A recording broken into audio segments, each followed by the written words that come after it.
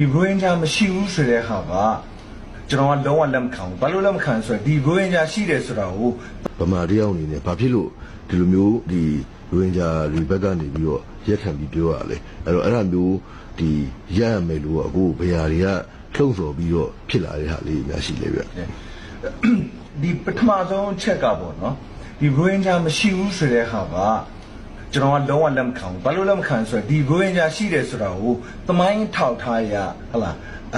ကျွန်တော်တို့ဒီပြင်သစ်တော်လှန်ရေးပြီးပြီးတော့10နှစ်နော်1990လောက်ဟိုကလေးကရိုဟင်ဂျာဆိုတဲ့လူမျိုးရိုဟင်ဂျာရဲ့ဘာသာရိုဟင်ဂျာတွေကဒီဗမာပြည်အဲ့ချိန်တော့ဗမာပြည်တော်ရှိသေးဘူးထောင်ဟလာပြင်သစ်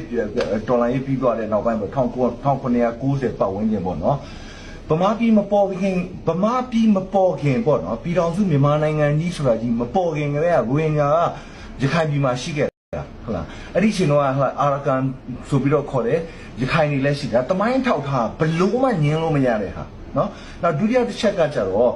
ကျွန်တော်တို့ဒီဟလာမြန်မာဆွေစုံကျန်းထဲမှာပါတယ်ဟလာကျွန်တော်1962ခုနှစ်နော်ဇူလိုင်လ4ရက်နေ့မှာ